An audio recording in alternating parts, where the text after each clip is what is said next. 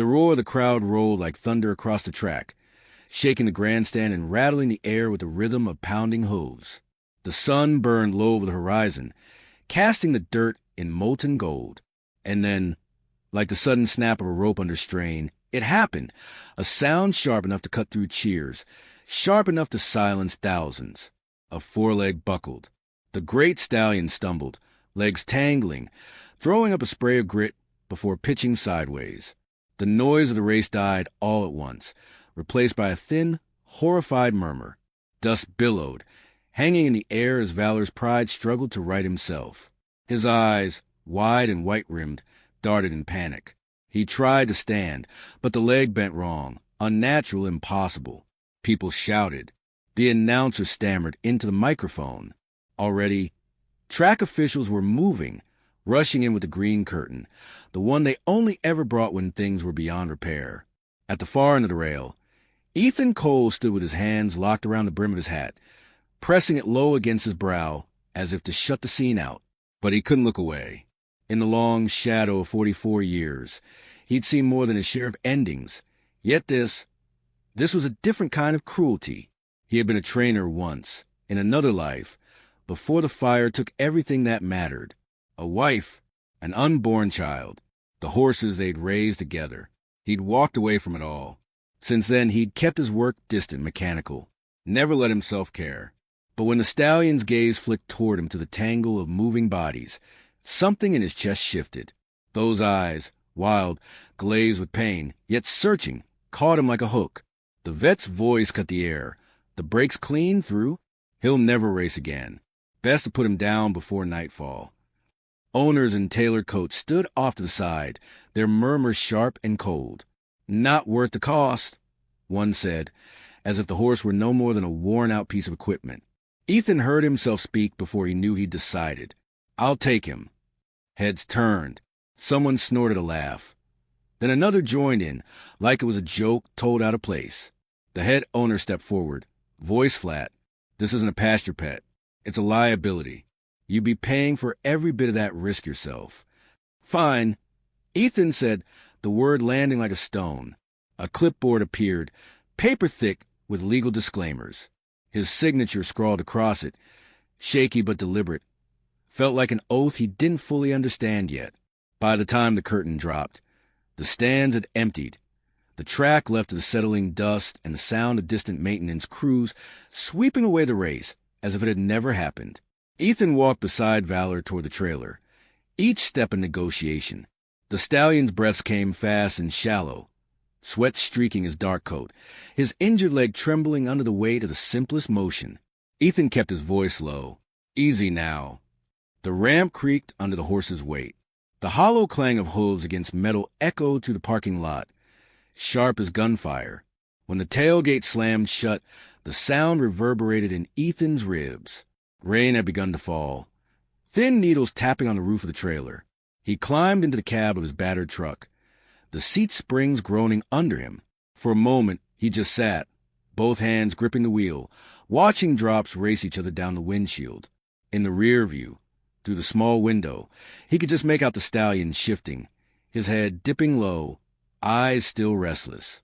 The engine coughed life, and the truck rolled forward, tires hissing over wet gravel. Street lights bled into the night behind him, giving way to the long stretch of rural highway.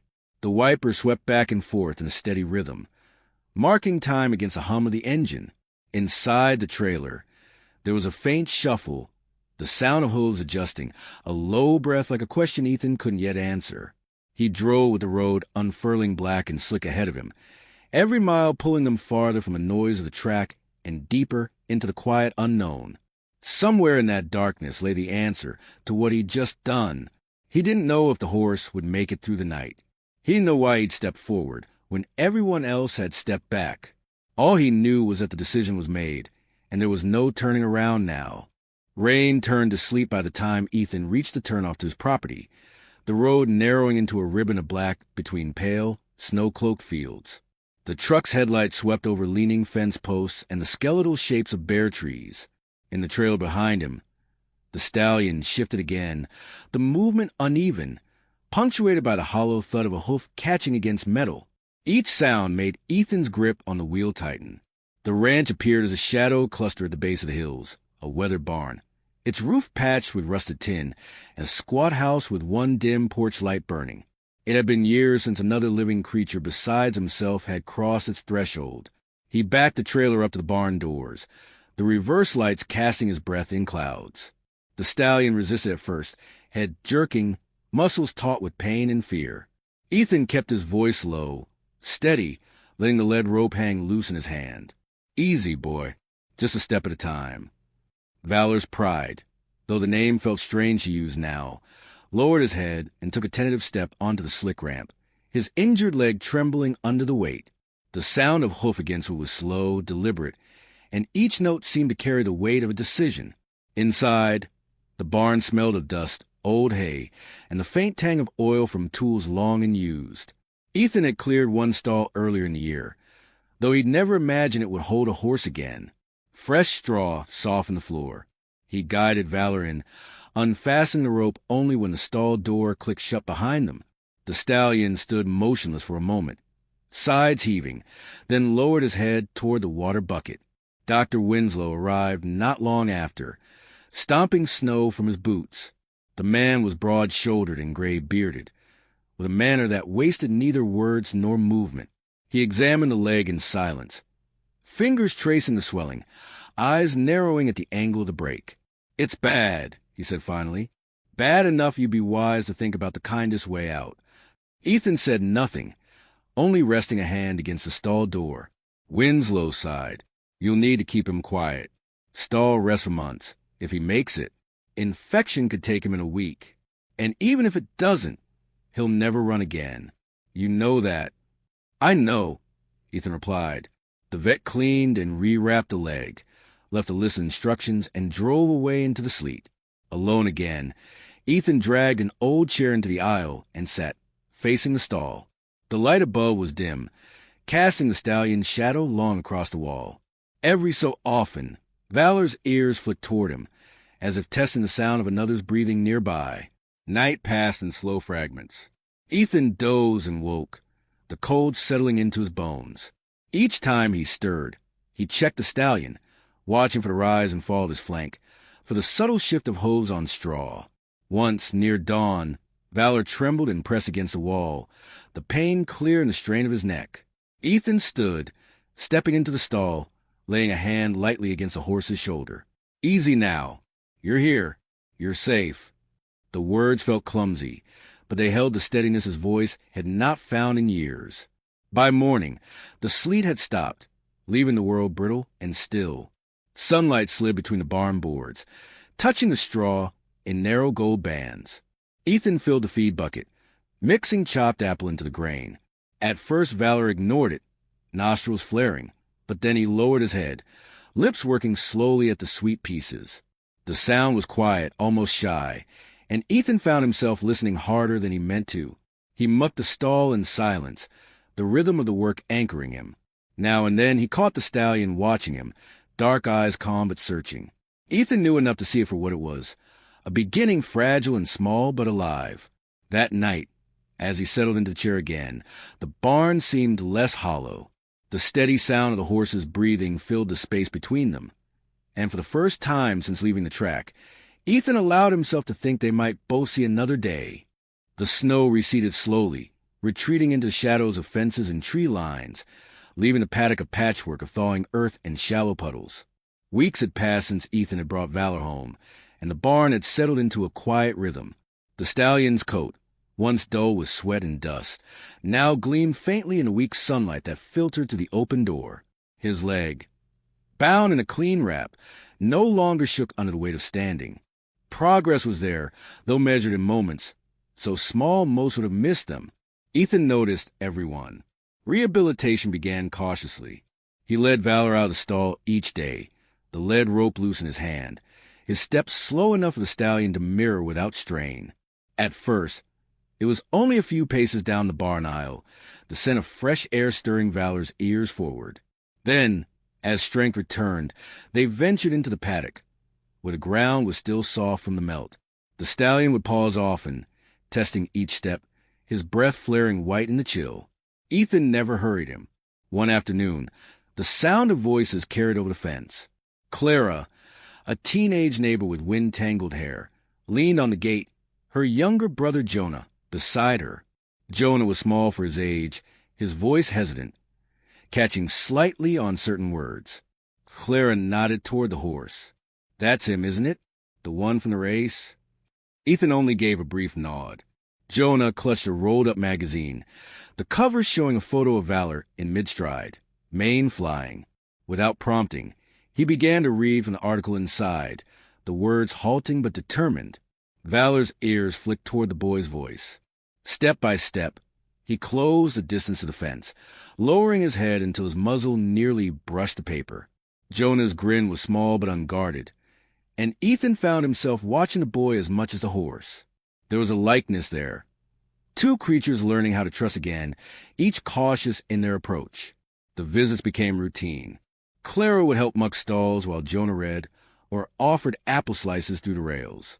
Ethan noticed the way Valor stood differently when the boy was near, a softness in his stance that had not been there before.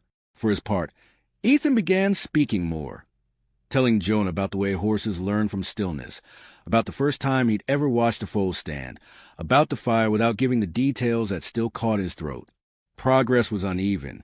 Some mornings Valor walked freely, his steps smooth and steady. Other days, a misstep or sudden twinge would bring them to a halt. Ethan adjusted without complaint, circling back to the barn if needed, waiting for the stallion's confidence to return. He'd learned long ago that forcing a pace never won a race worth running. Then came the day he decided to try a light trot. The sky was clear, the ground firm enough to offer footing but soft enough to cushion. He walked Valor to the far side of the paddock, gave a slight cue, and stepped forward. The stallion followed, the first few strides tentative, then quicker. For a moment, Ethan saw the echo of the horse in that magazine, proud, powerful, certain. But halfway around, Valor stumbled, his injured leg folding just enough to threaten collapse. Ethan was at his side in 2 steps, one hand steadying the lead, the other braced against his shoulder. The air was still, the only sound the stallion's heavy breaths. Slowly, Valor straightened. He shifted his weight, found his balance, and took another step. Then another. They finished the circuit at a walk, the pace unhurried but unbroken. When they reached the gate, Jonah was grinning, an apple slice ready in his outstretched hand. Valor took it gently, chewing with a contentment that filled the quiet. Ethan let out a breath he hadn't realized he was holding. It wasn't victory, not in the way the world measured it, but it was enough, more than enough. And for the first time in years, he felt the faint pull of something he'd once believed was gone: hope. By late spring, the ranch had shed its winter silence. Grass rose in fresh shoots along the fence lines, and wildflowers traced yellow and white against the green. The air carried the scent of earth warmed by sun, and the paddock, once marked by slow, tentative steps, now held the steady rhythm of a horse finding himself again. Valor's gait was still uneven, but it bore a strength that had not been there before, a quiet defiance against what was once certain doom. Ethan leaned on the fence one afternoon, watching the stallion move under the open sky. Jonah was there too, magazine tucked under one arm, his eyes following each step with unguarded admiration. Clara rested her chin on the top rail, squinting into the light. "You should let people see him," she said, her tone matter-of-fact, as if stating something obvious. Ethan's brow furrowed. "He's not for show." Clara shook her head. "Not for a ribbon, for proof." The idea sat with him for days. He turned it over while mucking stalls, while repairing a loose board in the barn, while brushing the dust from Valor's coat in the long evening light. It wasn't about showing the stallion's worth the world.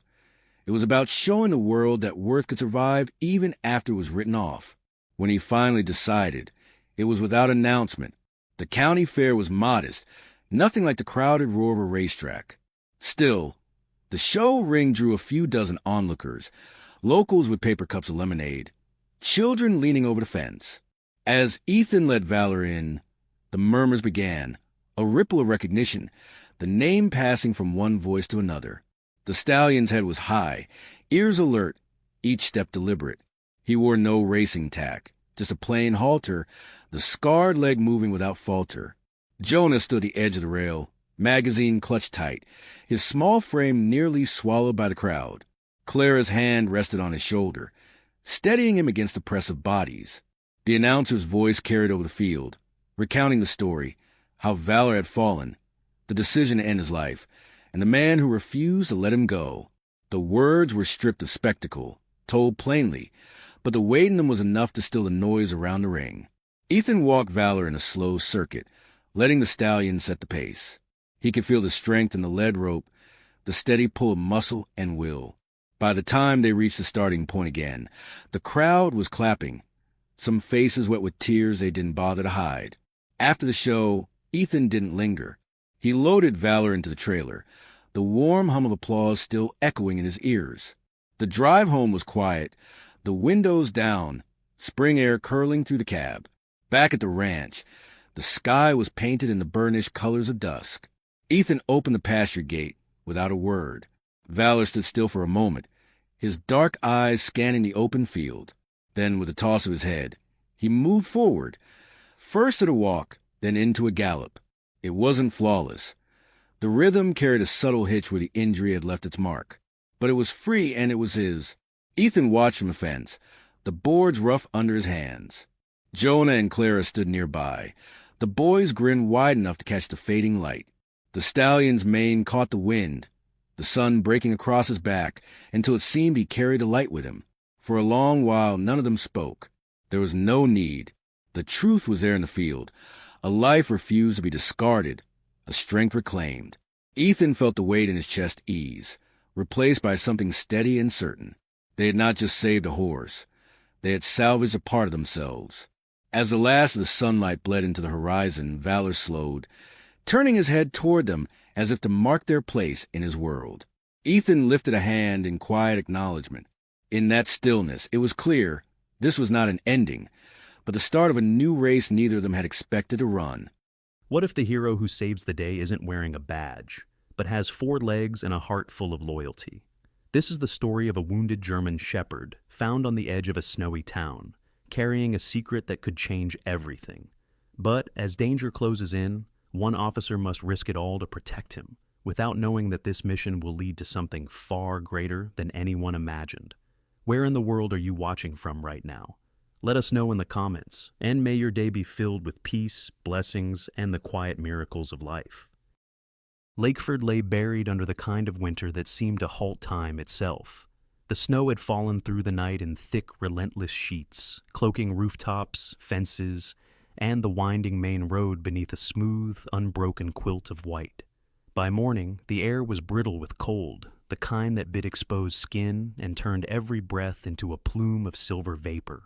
The small mountain town, tucked against the frozen sweep of Pinecrest Ridge, looked almost painted, its shuttered storefronts, icy lamplights, and drifted sidewalks all still under the weight of a sky the color of pewter. Officer Ethan Cole pulled his patrol SUV into the lot of the Lakeford Police Department, the tires grinding over the crusted ice. At 35, Ethan's frame carried the solid strength of someone who had lived in his body like a tool of his trade, tall, broad-shouldered, his winter patrol coat pulling tight across his chest. His hair, black with a thread or two of silver at the temples, was cropped close, practical for long shifts in unpredictable weather. A faint ridge of scar traced his jawline to his ear, the legacy of a warehouse raid gone wrong during his years in the city. That raid had cost him a fellow officer, a loss that had lodged itself in his conscience and dulled the fire in his eyes into something steadier, quieter. Lakeford was meant to be a slower post, a place to lay low while the noise inside him settled. He stepped out into the cold, boots biting into the frost-hardened ground, his gloved hand fishing for the station keys in his pocket. Snowflakes drifted down with the patience of ash, brushing against his coat sleeves. He reached the double-glass doors and stopped. There, slumped against the base of the doors, was something that made his gut tighten. At first it looked like a heap of old blankets discarded in the night, but the shape was too deliberate, too still. He crouched, the movement bringing his face level with the reality. A German shepherd, large-bodied but shockingly gaunt, lay motionless except for the shallow lift and fall of its chest. Its black and silver coat was matted with ice and blood, clumped into stiff ridges along its flank. One ear was torn, and frost clung to the whiskers of its muzzle.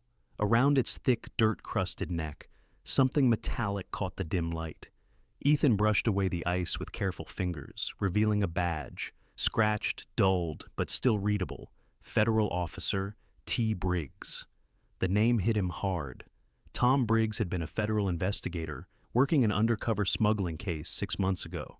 Briggs and his K-9 partner had vanished during an operation near the Canadian border. The case had gone cold after weeks of futile searching. Seeing the badge here, in this condition, felt like finding a ghost at his front door. The dog stirred faintly, amber eyes flickering open. There was intelligence there, but it was dulled by exhaustion and pain. Ethan saw a deep gash along the dog's right flank, half-frozen blood crusted in the wound, and patches of missing fur where scars hinted at a brutal past. Without thinking, he shrugged off his coat, wrapping it around the dog's torso to shield it from the wind. "Hang on, boy," he murmured, sliding his arms beneath the animal's limp weight. The dog was frighteningly light for his size. The police station didn't have the facilities for this kind of emergency. The only place in Lakeford that could help was Blake Veterinary Clinic, a squat white-paneled building 2 streets over, run by Dr. Marissa Blake.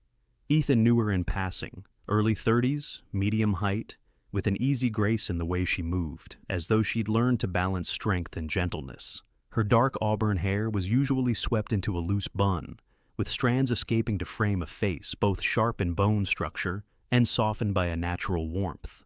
3 years earlier, her husband, a ski patrol officer, had died in an avalanche rescue gone wrong, leaving her to raise their son alone. The loss had carved a quiet resilience into her nature. She met the world with measured kindness, but also with the guardedness of someone who had seen life take too much too quickly. Ethan pushed into the clinic, the bell above the door chiming a muted note. The interior smelled faintly of antiseptic and cedar shavings. Marissa appeared from the back room, wearing a faded navy sweater under her white lab coat, sleeves rolled to the elbows, a stethoscope draped casually around her neck.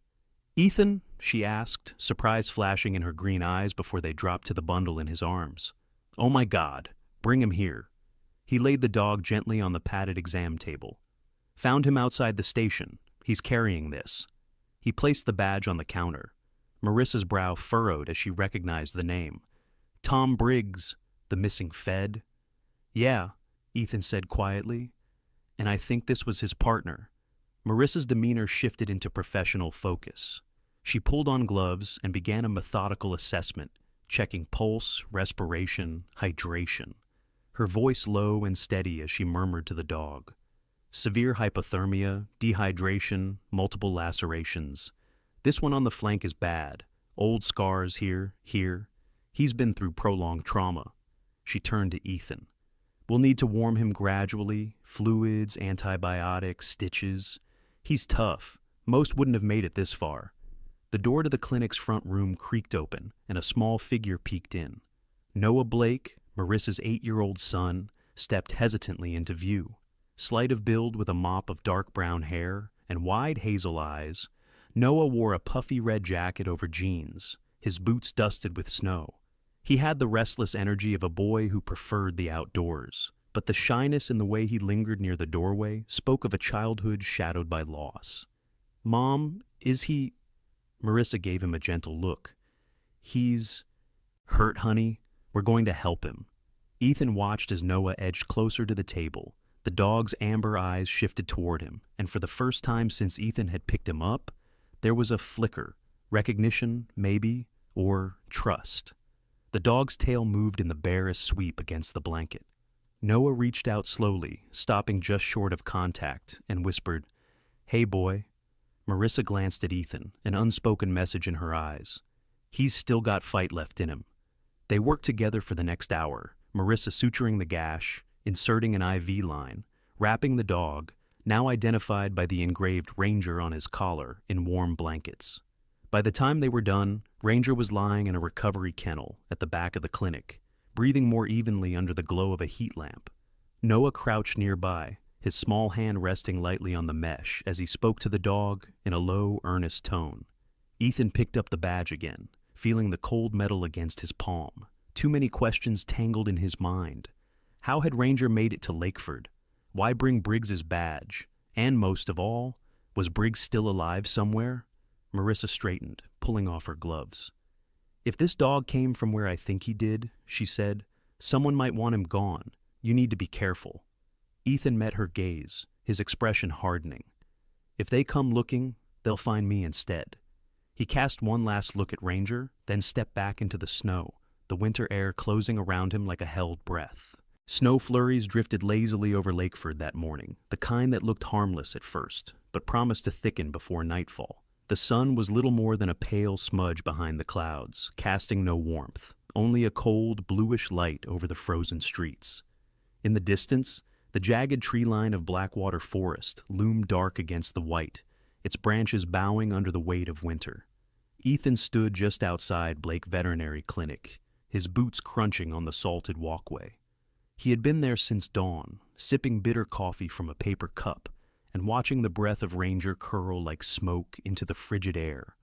The German Shepherd looked stronger today, alert, ears pricked, muscles tensing with the restless energy of an animal born to run. The black and silver fur along his shoulders rippled each time a car passed on the street. Marissa stepped outside, pulling her wool coat tighter around her slender frame. She wasn't tall, just over 5'6", but her posture had the poise of someone used to carrying her own weight in the world.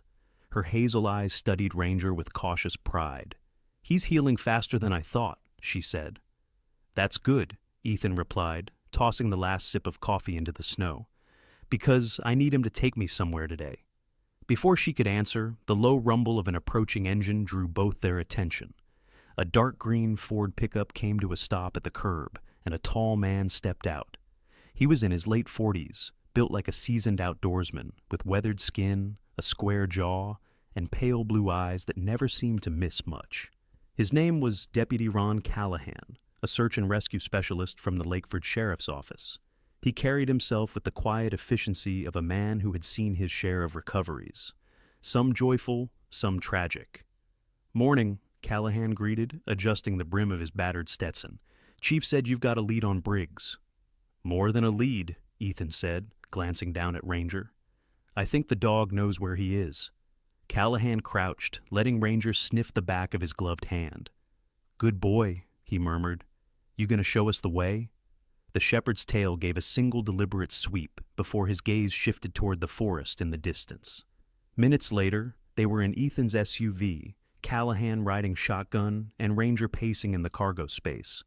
The drive to the forest edge was silent, except for the steady thrum of the tires over icy pavement.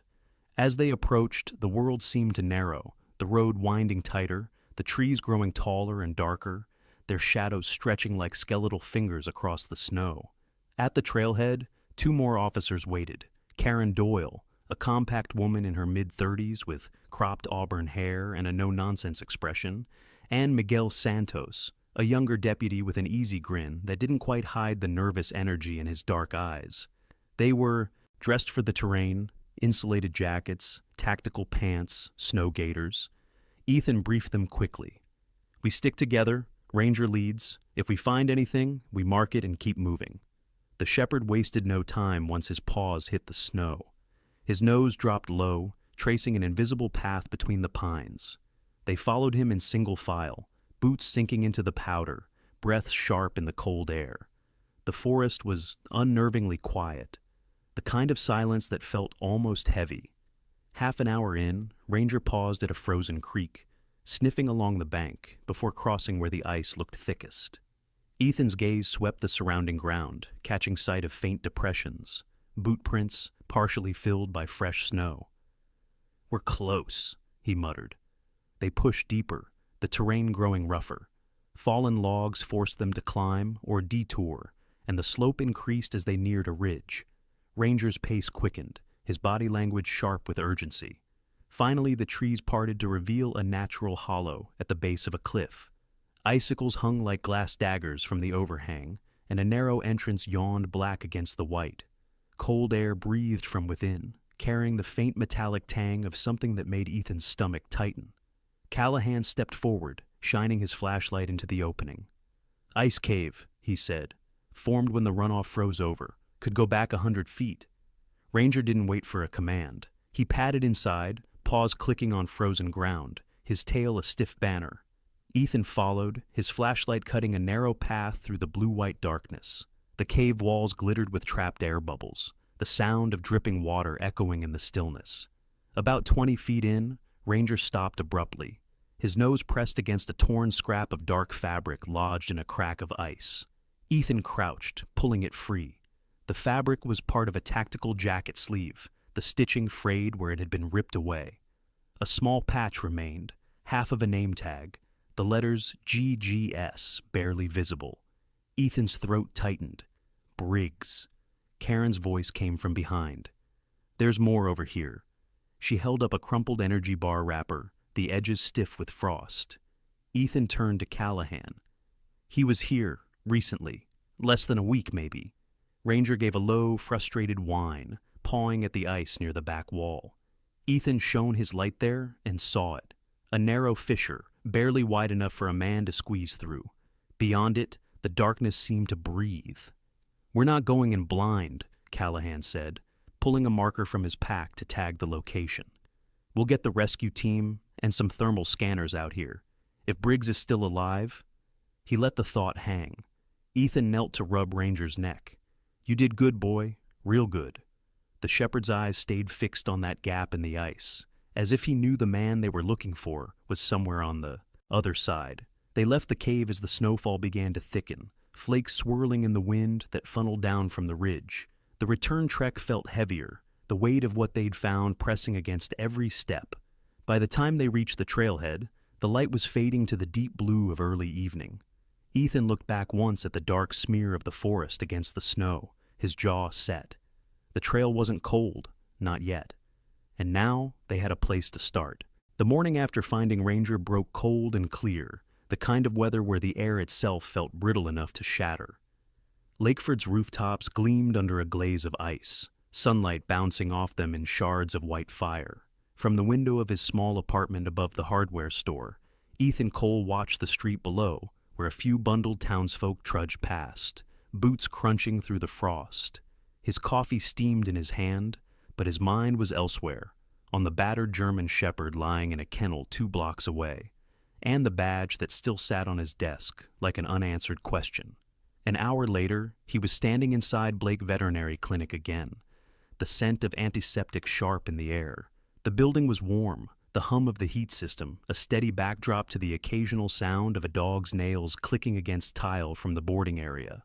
Marissa Blake stood at the back counter, her hair today in a practical ponytail, a navy fleece vest over her flannel shirt. She looked up when Ethan entered, and in her eyes he saw the quiet focus of someone already in the middle of a long day. He's awake, she said, motioning toward the recovery room. Ethan followed her inside, and found Ranger lying on his side in the padded kennel. His eyes were open now, alert, though the dullness of exhaustion still lingered. Bandages wrapped his flank and foreleg, his breath steady but shallow. Vitals are stable, Marissa continued, kneeling to check the IV line. But Ethan, this isn't just any working dog. The muscle tone, the wear patterns on his teeth, the healed fractures in his ribs, they tell a story. He's been trained for sustained field work, and not just obedience, combat readiness. Whoever worked with him put him through advanced K9 conditioning.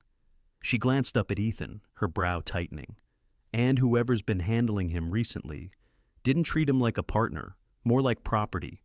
Some of these older injuries, rope burns, blunt force trauma, they weren't accidents. Ethan crouched beside the kennel, meeting Ranger's gaze. So he's seen both sides of the coin, what it's like to be valued and what it's like to be used. The dog's amber eyes didn't blink, as if holding his stare in silent agreement. Marissa rose, peeling off her gloves. And then there's this. She set a plastic evidence bag on the counter, inside it a small metal cylinder, worn, with a dent along one side. Found embedded in the fur along his shoulder. It's part of a ballistic training marker, military or federal issue, not the kind you find at a local police K9 unit. Ethan took the bag, rolling it between his fingers. Briggs was federal, this fits, but if Ranger got separated 6 months ago, how the hell did he end up here now? Before Marissa could answer, the front doorbell chimed faintly from the waiting room. Through the small window in the door, Ethan saw Noah enter from the cold, stomping snow off his boots. He carried a paper bag in both hands, cheeks flushed from the wind, his puffy red jacket zipped up to his chin. "Hey," Noah greeted, glancing between them. "Brought lunch from Molly's diner. Mom, they had that soup you like." He set the bag on the counter, then walked straight to Ranger's kennel. The dog's ears twitched at the boy's approach, and when Noah crouched down, Ranger shifted, just slightly, closer to the mesh. "You're looking better," Noah told him softly. "Bet you were really fast when you weren't hurt. You'll be fast again." Ethan watched the exchange with a faint sense of disquiet. Animals didn't attach quickly when they'd been through trauma. They tested, they measured. But Ranger seemed to have bypassed that entirely with Noah, as if he recognized something that didn't need testing. Marissa caught Ethan's expression. "I know what you're thinking, but sometimes they just know. The ones they can trust." Before he could respond, movement outside the front window caught Ethan's eye. A dark SUV idling at the curb. The glass was tinted, the engine running, exhaust pluming into the cold air. It stayed there for nearly a minute before rolling away without a driver ever stepping out. Ethan's jaw tightened. "You expecting anyone?" he asked Marissa. She shook her head, a crease forming between her brows. Number, why? "Because someone just took their time watching this place," Ethan said, "and they didn't want to be seen doing anything else." He didn't miss the quick glance Marissa gave toward the back room, where Ranger lay. The implication was clear. Word had already gotten out. Someone knew the dog was here. They spent the next hour discussing a care plan for Ranger, pain management, physical therapy once he was strong enough, a nutritional schedule to restore his weight. Ethan promised to check in daily, but as he left, his eyes scanned the street, memorizing every parked vehicle and unfamiliar face. The winter sun was already sinking toward the ridge, casting long shadows that turned the snow into sharp contrasts of white and blue. That night, back in his apartment, Ethan set the badge and the ballistic marker side by side on his desk. He thought about Tom Briggs, what it meant that his dog had turned up in this small town, battered but alive. He thought about the SUV, the kind of patience that meant planning, not curiosity. And he thought about the quiet certainty in Ranger's eyes, the way they fixed on him without fear. Somewhere, out there in the cold expanse beyond Lakeford, the story that started with Briggs's disappearance was still unfolding, and now it had reached his doorstep. By dawn the next day, Lakeford lay under another fresh layer of snow, so fine and powdery it shifted like smoke in the wind. The streets were nearly empty except for the plows carving clean channels through the drifts. Out beyond the town limits, the forest waited, silent, frozen, and holding its secrets close. Ethan stood beside the sheriff's SUV at the trailhead, his breath steaming in the pre-dawn cold. Ranger sat at his side, the black and silver fur on his shoulders dusted with frost, eyes fixed toward the dark mass of trees ahead, as though willing the day to begin. The rescue team assembled in muted efficiency. Callahan was there again, his heavy pack now bulging with ropes, carabiners, and thermal scanning gear. Karen Doyle checked her harness straps while Miguel Santos unloaded a pair of portable floodlights. Two additional men joined them, Jim Wallace, a broad-shouldered paramedic with kind eyes, and Tyler Briggs, the department's quietest search diver, who, despite the shared surname, was no relation to Tom. Tyler's lean frame and calm demeanor gave the impression of a man who never rushed, but whose steady hands had pulled more than one life back from the brink. The sky was just beginning to lighten when they set off, Ranger once again leading the way. The snowfall had stopped overnight, leaving the air painfully clear, every sound magnified. The crunch of boots in the crusted snow, the creak of pack straps, the rhythmic puff of breath. Ethan felt the weight of what they might find ahead, a tension that pressed between his shoulder blades with each step deeper into the forest. It took them nearly an hour to reach the frozen creek, then another 30 minutes to climb the ridge to the hollow. The cave entrance looked smaller than Ethan remembered, the ice crystals around its edge catching the pale morning light. Ranger approached without hesitation, tail stiff, ears forward. Inside, the cave swallowed them into an echoing cold that seemed to cling to skin and bone. The walls gleamed in the beams of their flashlights, shades of deep blue and milky white rippling beneath the surface. At the back wall, they crouched at the narrow fissure Ranger had found.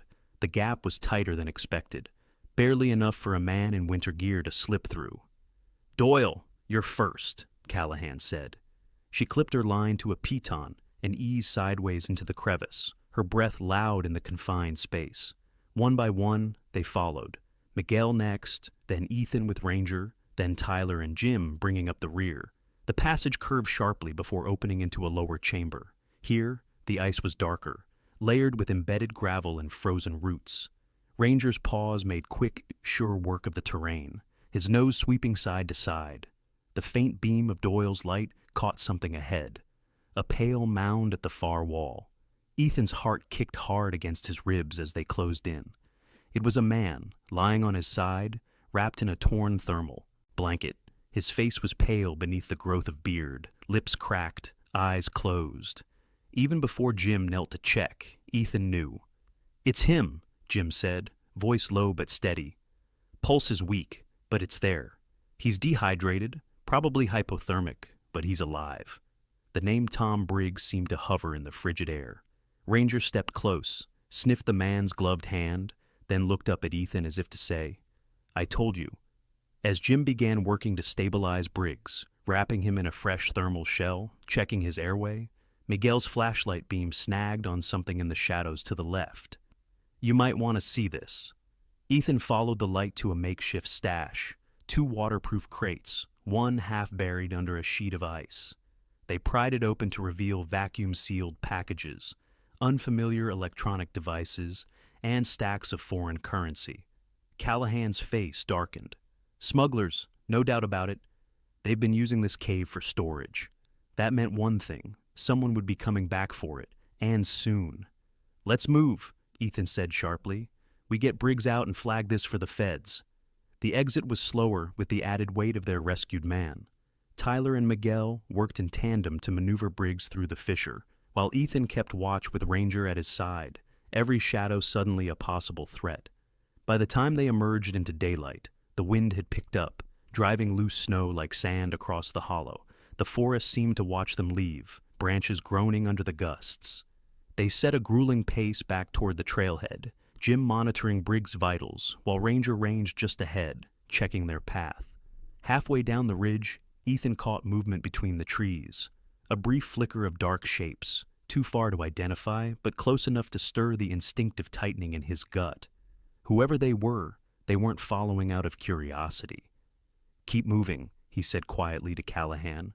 "We're not alone." When they finally broke from the tree line into the open lot, the sight of the waiting ambulance felt like a promise kept.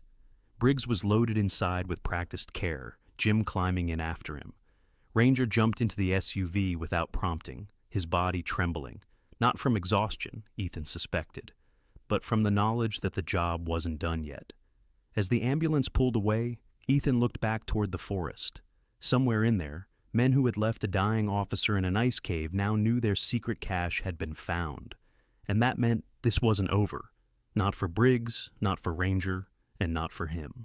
By late afternoon, Lakeford's sky had turned the color of dull steel, the kind that promised more snow before nightfall. The streets glistened with a thin crust of ice that crunched under each passing tire, and the street lamps flickered awake early, casting amber pools across the frozen sidewalks. Ethan parked outside the modest brick police station, the wind pressing against him like an unspoken warning as he stepped out. Ranger hopped down beside him, shaking the frost from his black and silver coat, tail low, but eyes alert. Inside, the warmth was almost jarring after the bite of the wind. The familiar hum of the coffee machine greeted him, along with the faint scent of wood smoke from the old iron stove in the corner. Deputy Moore looked up from her desk, her sharp hazel eyes scanning his face, as if reading what he wasn't saying. "How's Briggs?" she asked. "Alive," Ethan replied, removing his gloves. "Jim says he'll need time, but he's tough. He'll make it." He didn't add that Briggs's eyes, when they'd fluttered open briefly in the ambulance, had held something more than exhaustion, something closer to fear. Moore hesitated before sliding a plain white envelope across the counter. "This was pushed under the station door about 20 minutes ago. No return address." Ethan took it without sitting, the paper already cold from the air. He slid it open with a fingernail. Inside was a single sheet, the handwriting tight and deliberate. Stay out of things you don't understand. Walk away from the mutt.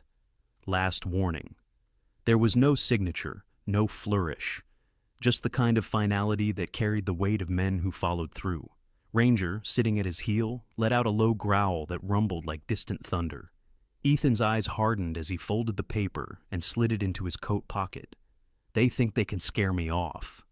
Maybe you should at least consider, Moore began, but Ethan shook his head. They left a fellow officer to die in the cold. They've used this town as their drop point for God knows how long. And now they're trying to reclaim the one witness who can track them better than any of us. He reached down, running a gloved hand along Ranger's strong neck. Number, we don't walk away. The door opened again, and Dr. Sarah Lindstrom stepped in, her cheeks flushed from the cold. Tall and willowy, with light brown hair pulled back in a loose braid, she carried herself with a quiet steadiness. Years in emergency medicine had etched faint lines around her eyes, the kind earned from sleepless nights and stubborn hope. She'd been the one to patch Ranger up after his ordeal in the cave, working long past her shift in the small clinic at the edge of town. I heard about the letter, she said without preamble, slipping off her gloves. If they came this far once, they'll try again. You need to keep him somewhere secure. Ethan gave a grim smile. You're suggesting we hide him? I'm suggesting you don't underestimate people who see a life, human or animal, as collateral damage, Sarah replied, her gaze flicking to Ranger. He's still healing, and if they've marked him as a threat... She trailed off, the implication sharp enough to cut the air between them. Ethan glanced toward Moore. Double the watch tonight. Anyone comes near this building without a badge, I want to know about it. As evening deepened, Ethan took Ranger home, his small house on the northern edge of town, where the woods pressed close to the property line.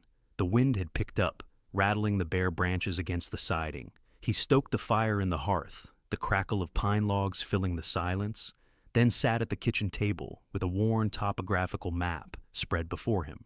Ranger settled at his feet, eyes half-lidded, but ears flicking with each sound outside. The map was marked with a thin red line tracing the smugglers' suspected routes through the forests and frozen lakes. The cave where they'd found Briggs was one waypoint. There would be others, safe houses, caches, meeting points. If Ethan could anticipate their next move, maybe they could intercept them before they vanished again. He was still studying the map when the phone rang. Callahan's voice came through the line, low and urgent. We've got movement on the ridge near Hollow Creek. 2, maybe 3 figures. No snowmobiles, on foot. Headed toward town. Ethan's gaze slid to the folded letter in his pocket. They're coming to test us. He hung up and reached for his coat, Ranger already on his feet, the firelight catching the silver in his fur. By the time they reached the outskirts of town, snow was falling again, soft at first, but thickening into a veil that blurred the world to shadow and light. They found nothing on the ridge, no shapes, no footprints, as if the forest had swallowed them whole. Back at the station, Ethan stood in the dim light of his office, looking out at the dark street. They're watching, he murmured, more to Ranger than to anyone else. The dog's steady gaze met his, and in that silent exchange Ethan felt the shared resolve tighten between them. They can follow us all they want, he said quietly. We're not stopping. Tomorrow, we start tracking from Briggs's last known patrol point, and we don't stop until every one of them is in cuffs. Ranger lowered his head slightly, the canine equivalent of a nod. Outside, the snow kept falling, erasing tracks, hiding dangers, but also giving them cover for what came next. Lakeford's winter mornings were slow to wake, as if the sun itself hesitated to climb over Pinecrest Ridge. The next day, a weak light spilled through thin cloud cover, turning the snow along Main Street into muted shades of silver. Ethan parked his SUV in front of Blake Veterinary Clinic, his mind still replaying the images from the night before, the abandoned camp, the insignia on the torn fabric, the military-grade boot prints. There was no doubt in his mind now. Tom Briggs had been close to Lakeford recently, and Ranger was the living bridge to whatever had happened to him. Inside, the clinic smelled faintly of cedar and warm hay. Marissa was at the front counter, hair pulled into a practical knot, eyes already shadowed with fatigue. She looked up as Ethan entered, her expression wary. "You didn't get much sleep," she said, her voice low. "Neither did you," he replied. He glanced toward the back, where Ranger was lying in his kennel, head up, eyes alert. "We need to talk." Marissa closed the file she'd been working on and followed him into the small break room. Ethan waited until the door was shut before speaking. "I need you and Noah to leave town for a few days. Somewhere safe. I can arrange it." Her brows drew together. "Leave? Ethan, I can't just—" "You can and you should," he interrupted, his tone steady but firm. "Last night, Ranger led me to a camp in the forest. Someone's been there recently, and they weren't hikers. I found a tactical patch, federal issue. Whoever's been tracking him is close, Marissa. Too close." She crossed her arms, the gesture both defensive and resolute. "This clinic is my livelihood. I have animals depending on me, clients with emergencies. And Ranger, what happens to him if I leave? He's safer here, with people he trusts." Ethan leaned forward, his gaze locking on hers. "He's safer with me watching him, and you both out of the line of fire. They left you a threat. They parked outside, watching. That's not random. They don't just want the dog, Marissa. They want to erase whatever connection he has to Briggs. If you stay, you're in their way." Her jaw tightened, but her voice was calm. "I've already lost too much by letting fear dictate my life. When my husband died, people told me to sell the clinic, move closer to family. I didn't. I stayed, and I'm staying now. We'll protect him here." Ethan exhaled slowly, reading the stubborn set of her shoulders. He'd seen this kind of resolve before, in partners who refused to abandon a case, even when the odds tilted hard against them. "Then we do it my way," he said finally. "We put locks on every access point, motion lights out back, and I'll run patrols by here every night. I'll also talk to the chief about pulling some surveillance cameras from storage." Marissa gave a short nod, a tacit agreement. When they stepped back into the main room, Noah was sitting on the floor near Ranger's kennel, fiddling with something in his hands. The boy looked up quickly when he saw them, his expression neutral, in a way that felt just a little too practiced. "Hey," Ethan said, moving closer. "What have you got there?" "Just fixing the clip on his collar," Noah answered. He held it up, a sturdy black nylon collar with a brass buckle. Ethan's eyes narrowed slightly. There was something small and metallic tucked inside the fabric. Marissa's attention was drawn to a ringing phone in the other room, and she stepped away to answer it. Ethan crouched beside Noah. "Mind if I see that?" The boy hesitated, then handed it over. Ethan ran his fingers along the inside of the collar until he felt the hard edge of a device, a miniature GPS tracker, no bigger than a coin, nestled under the lining. He looked at Noah, one brow raised. "Where did you get this?" "I had it from my old RC car," Noah admitted. "Figured if someone takes Ranger, we could still find him." Ethan studied the boy's earnest face. There was fear there, yes, but also the kind of quiet courage that didn't need an audience. "It's a good idea," he said finally, handing the collar back. "But from now on, you tell me before you do something like this. Deal?" Noah's lips curved into a small smile. "Deal." By the afternoon, Ethan had already made 2 trips to the hardware store for locks and motion sensors. He installed them himself, the tools cold against his gloves, his breath clouding in the air as he worked. Ranger watched from inside, head tilted, as if trying to understand the sudden changes to his environment. As evening fell, the sky turned the color of slate, the first flakes beginning to drift down again. The clinic was locked tight, every window secured, the new floodlight casting a pale cone across the back lot. Ethan stood in that light for a moment, scanning the alley and the quiet street beyond. Somewhere out there, the people who wanted Ranger were moving pieces into place, but now he was moving his own. Night in Lakeford settled like a heavy quilt over the mountains, muting the world until only the low moan of wind through pine branches broke the silence. Snow drifted down in lazy spirals under the pale wash of a half-moon, coating the empty streets in a fragile sheen. At Blake Veterinary Clinic, the lights were off except for the soft red glow of a heat lamp in the recovery room. Ranger lay curled in his kennel, his sides rising and falling in steady rhythm, his amber eyes half-lidded but alert. Ethan sat in a chair against the wall, coat still on, watching over him. He had told Marissa he'd stay the night, just in case the anonymous threat wasn't idle. Marissa had agreed, though the tension in her voice told him she was balancing between gratitude and fear. Noah had been sent upstairs to bed hours ago, after slipping Ranger a final treat through the kennel door. The hours stretched thin, the clinic settling into the kind of stillness where even the ticking of the wall clock seemed loud. Ethan leaned back, his thoughts circling the same unanswered questions. Why now, after 6 months? Why bring Briggs's badge here? And how many eyes were on them already? A faint metallic clink pulled him from his thoughts. He sat forward, scanning the dim room. Ranger was on his feet now, body taut, nose pressed to the kennel door. His ears were forward, his gaze fixed toward the rear of the building. Ethan stood, his hand instinctively brushing the holster at his side. "Easy," he murmured, moving to unlatch the kennel. The moment the door swung open, Ranger slipped out, not in a rush, but with the purposeful gait of an animal following a trail only he could sense. Ethan followed him through the clinic's back hallway, past the storage room, and out the rear exit into the alley. The cold hit him like a wall, but Ranger was already moving, nose low, weaving between snowbanks. Ethan stayed close, his boots crunching over the crusted surface, breath pluming in the moonlight. They passed the last row of houses and out onto the frozen edge of Willow Lake, its surface a dim silver mirror under the sky. Ranger skirted the shoreline, paused silent over the snow, then cut into the dark line of the forest beyond. The pines closed in quickly, their branches heavy with snow, the ground uneven beneath Ethan's boots. The air here was different, still, muffled, and edged with the faint scent of wood smoke. Ranger's pace slowed as they crested a small rise, and Ethan saw it.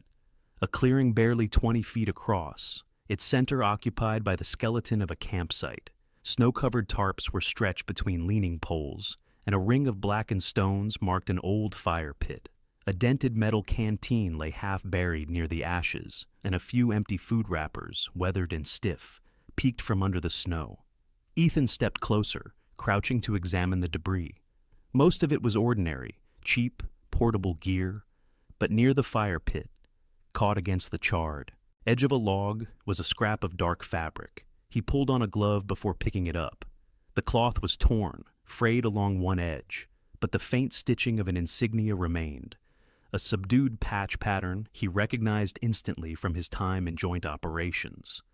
Federal Tactical Unit issue, not the kind of gear you found at an outdoor store. He turned the scrap over, his jaw tightening. "Briggs," he muttered under his breath. Ranger had circled to the far side of the clearing, nose to the ground. He stopped near a pine trunk, sniffed, then looked back at Ethan with a short, low chuff. Ethan crossed over and saw what had caught the dog's attention, the faint impression of boot prints, half filled with snow. Not fresh, but not more than a week old either. The stride was long, the tread pattern military grade. The realization settled cold in his gut. This wasn't just a random camp. Someone had been living here recently, and from the gear, they were either the person Ranger had been with before arriving in Lakeford, or someone very much connected to the people chasing him. A rustle in the underbrush made him snap his head toward the tree line, hand going to his weapon. But it was only the wind shifting the snow from the pine boughs, the sound falling away as quickly as it had come. He scanned the shadows one last time, then gave a short nod to Ranger. "Let's get back." They retraced their path in silence, the forest watching them with its endless patience. When the clinic's back door finally came into view, Ethan glanced down at the dog padding beside him. "You didn't just take a walk, did you?" he said quietly. Ranger's ears flicked, but his gaze stayed forward, steady as if he already knew there was more ground to cover, and more to be found. The wind had picked up by mid-afternoon, dragging thin streamers of snow off the rooftops and tossing them across Lakeford's narrow streets. The light was fading early, as it did in winter, turning the town's edges into vague shapes against the gray-white horizon. At Blake Veterinary Clinic, the windows glowed softly, a contrast to the cold outside. Ethan stepped in, bringing a swirl of frigid air with him, and stamped his boots on the mat. Marissa looked up from behind the front counter, where she was sorting patient files into a worn wooden cabinet. "He's been eating better today," she said, nodding toward the recovery room. "A little more energy?" Ethan removed his gloves, his gaze instinctively sweeping the room. He was still thinking about the black SUV from yesterday, about the way it had sat at the curb like a silent question. the kind of patience that wasn't casual. Ranger was lying down when Ethan entered the back room, his head lifted, ears pricked forward. The bandages on his flank were clean, his breathing steady. Noah was crouched in front of the kennel, sketchbook in his lap, drawing a rough but earnest picture of the German shepherd. "Hey, buddy," Ethan greeted. Ranger's tail brushed the blanket, and Noah grinned. "I think he likes me," the boy said. Ethan smiled faintly. "I think you're right." Outside, a car door slammed, sharp in the stillness. Ethan's eyes flicked toward the window. He crossed the room, parted the blinds with 2 fingers. A pair of figures in heavy winter coats were standing on the sidewalk near the clinic's entrance, their backs to the street. Both wore knitted caps pulled low, their faces obscured. One of them held something in his gloved hand, a plain envelope. "Stay here," Ethan told Noah, his tone low but firm. He stepped out into the front, Marissa looking up as he passed. The bell over the door jingled when he opened it, the cold rushing in. The 2 men had already turned away, heading down the sidewalk toward a beat-up gray pickup idling at the curb.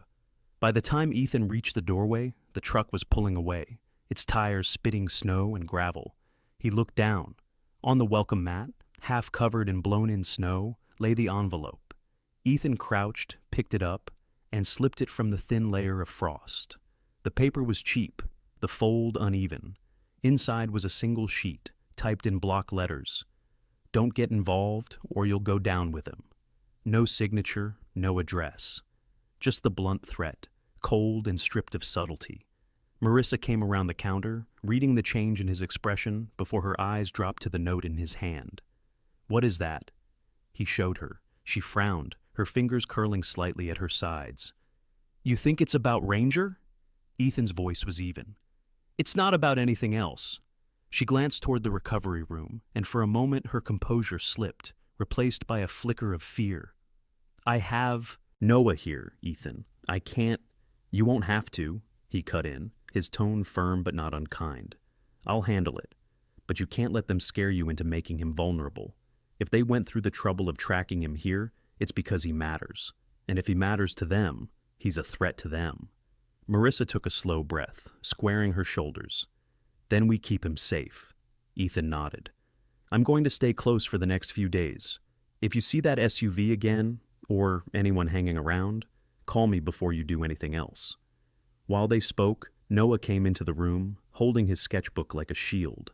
"What's going on?" he asked, looking from his mother to Ethan.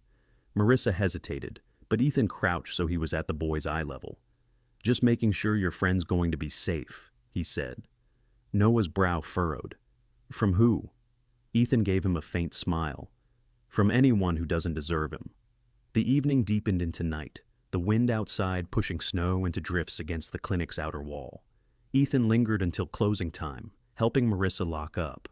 As he stepped out into the cold, he looked once more up and down the street. The snow muffled the world, but he knew better than to think it erased anything.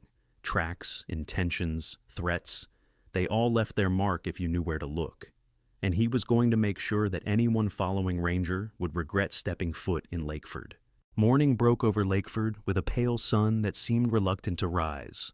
The storm had passed, leaving the streets buried under a pristine quilt of snow. Frost glittered along every windowsill, and the distant lake lay frozen beneath a thin veil of mist. From the front steps of the police station, Ethan looked out across Main Street as his breath coiled in the cold air. Beside him, Ranger sat tall, the black and silver of his fur catching the early light like steel under fire. They were ready. The map from the night before was folded in Ethan's jacket pocket, its red-marked lines burned into his mind. Callahan and Moore emerged from the garage with snowmobiles, engines purring softly in the morning hush. Sarah stood at the door, arms crossed against the cold, her eyes betraying the worry she wouldn't voice. "Bring them back," she said quietly. Ethan nodded once. "All of them." They set out toward the northern ridge, the snowmobiles carving twin paths through the drifts. The forest closed in quickly, branches heavy with last night's snowfall, their weight sending down occasional showers of ice crystals as the machines roared past. Ranger rode with Ethan, his gaze fixed on the trail ahead, nostrils flaring against the sharp winter air. 2 miles in, they reached the last known patrol point for Briggs. The site was eerily still, a small clearing ringed by pines, the snow broken only by old boot prints half filled with ice. Ranger leapt down, nose to the ground, circling twice before heading northeast with a decisive bark. Ethan followed without hesitation, the others fanning out behind him. The trail wound through the dense timber, crossing a narrow creek glazed over with ice. Ranger slowed, ears swiveling, then growled low in his throat. Ethan raised a hand, signaling the team to cut their engines. The forest seemed to hold its breath. From somewhere ahead came the faint, irregular crunch of footsteps. Then voices. 2 men arguing in clipped, angry whispers. Ethan motioned for Callahan to circle right, Moore to flank left. He moved forward with Ranger, each step deliberate, until the trees opened onto a small hunting cabin crouched at the base of a rocky slope. Smoke trickled from its crooked chimney, disappearing into the pale sky. Through the frost-speckled window, Ethan saw Briggs, tied to a chair, head slumped forward but chest rising. Relief flared and hardened instantly into focus. 2 figures moved inside, one pacing, the other loading gear into a duffel bag. The next moments were a blur of precision. Moore's voice cut through the air. "Police! Drop it!" as Callahan came in from the opposite side. The man with the duffel spun, hand going to his jacket, but Ranger was faster. The German shepherd launched forward, hitting him square in the chest, knocking the breath from his lungs and sending a pistol skidding across the floorboards. The second man lunged for the back door, only to find Ethan blocking the way. "Don't," Ethan said, his tone flat as the winter wind. The man froze. Within minutes, both suspects were cuffed and Briggs was free, his wrists raw but his eyes clear. "Took you long enough," he rasped, though the gratitude in his voice was unmistakable. Outside, as the team prepared the prisoners for transport, a shadow moved on the ridge above, another figure, watching. Ethan caught the glint of binoculars before the man turned and vanished into the trees. "We're not done," Ethan murmured, more to himself than anyone else. Back in Lakeford by mid-afternoon, the townsfolk gathered near the station as word spread. The rescued officer was escorted inside, and Ranger became the quiet center of every gaze, his calm presence a reassurance that the town's safety had been reclaimed. Sarah approached, her breath puffing in the cold, and crouched to check Ranger's bandaged side. "Looks like you found your stride again," she said softly, scratching behind his ear. Ranger leaned into her hand, eyes half closed. Ethan stood a few paces away, watching the street where the snow had begun to fall again, in slow, deliberate flakes. The letter in his pocket felt heavier now, its warning meaningless in the face of what they'd accomplished. The fight wasn't over, not yet, but they'd drawn a line, and this time, they weren't the ones retreating. Lakeford woke to a dawn brushed in soft rose and gold, the kind of winter morning that made even the most weathered storefronts look touched by grace. Snow from the night before clung to every eave, and icicles hung like glass pendants along the police station roof. Ethan stood in the doorway, coffee steaming in his gloved hands, eyes scanning the ridgeline to the north. Somewhere up there, the watcher from yesterday was moving, calculating, waiting for the right moment. Ranger padded out from the hallway, bandaged but restless, tail sweeping once before settling still. The German shepherd's amber eyes tracked Ethan's gaze. The unspoken understanding between them was sharper than words. Today, they would finish it. By mid-morning, the team had gathered in the briefing room, maps spread across the table. Callahan tapped a finger against a marked point on the northern ridge. Trail cameras picked up movement here at dawn, single subject, carrying what looks like a scoped rifle. Briggs, still stiff from his ordeal but refusing to sit out, adjusted his jacket. If he's smart, he'll keep to the high ground. But he's not smart enough to stay hidden from that nose. He nodded toward Ranger. The convoy of snowmobiles cut through the forest like silver arrows, engines muffled by the thick snow. The air was so cold, it seemed to hum in their lungs. Ranger rode with Ethan, head high, fur ruffled by the wind. The forest opened onto a narrow plateau where the tracks were fresh, deep impressions leading toward a cluster of outcroppings. Ethan signaled the team to slow. Ranger leapt down, nose pressed to the ground, following the trail with precision. They wound between the rocks until a figure burst into view. A tall man in a heavy camo parka, face obscured by a scarf, eyes widening above it. "Police! Drop your weapon!" Ethan's voice rang out, clear and hard. The man hesitated, then bolted toward the tree line. Ranger sprang forward like a released arrow, snow exploding under his paws. He closed the distance in seconds, lunging to latch onto the man's forearm, twisting him off balance and sending him sprawling. The rifle skidded away into the drifts. Callahan and Moore moved in fast, cuffing the suspect, while Ethan retrieved the weapon. Inside the man's jacket, they found a GPS device marked with several coordinates, each one a hidden cache or meeting point for the smuggling ring. The rest of the day blurred into a series of precise strikes. Teams moved on each location, intercepting couriers, confiscating shipments, and dismantling the network piece by piece. By sunset, the last suspect was in custody, the contraband locked in evidence storage, and Lakeford streets lay quiet under the weight of the evening snow. Back at the station, Sarah was waiting. She stood beside Ranger as Ethan stepped inside, brushing frost from his shoulders. "So," she said with a faint smile, "is it over?"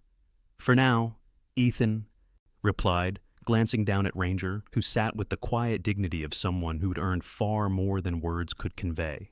The town square filled that night, lanterns glowing warm against the cold as people gathered to celebrate. Children in puffy coats ran laughing through the snow, and the old church bell rang for the first time in months. Mayor Henderson presented Ethan and his team with commendations, but it was Ranger who drew the loudest cheer. A custom silver badge, engraved with the town seal, was fastened to his harness, and the German shepherd's ears flicked as though he understood every bit of it. Ethan knelt beside him, one hand resting on the dog's strong shoulder. "You brought us home," he murmured. Later, as the crowd thinned and the lanterns burned low, Ethan walked Main Street with Sarah at his side and Ranger trotting ahead. Snowflakes drifted lazily down, each one catching in the streetlights like a tiny spark. Lakeford was quiet again, its heartbeat steady, its people safe, and for the first time in a long while, Ethan allowed himself to believe it might stay that way. In the quiet after the storm, when the danger had passed and the German shepherd lay safe at Sarah's side, it became clear that what had happened was more than just a rescue. It was a reminder that God's hand often works through the most unexpected moments and the most unlikely messengers. Just as the dog carried the badge that led to the truth, so too does God place signs in our path, if only we choose to see them. In our everyday lives, we may not face smugglers or dangerous chases, but we all face moments where we must choose courage over fear, love over indifference, and faith over doubt. Every small act of kindness, every choice to protect someone in need, is a chance to be part of His greater plan. If this story has touched your heart, share it with someone who needs hope today. Leave a comment and tell us where you are watching from. And if you believe in miracles, write Amen in the comments. May God bless you and protect you and your loved ones always.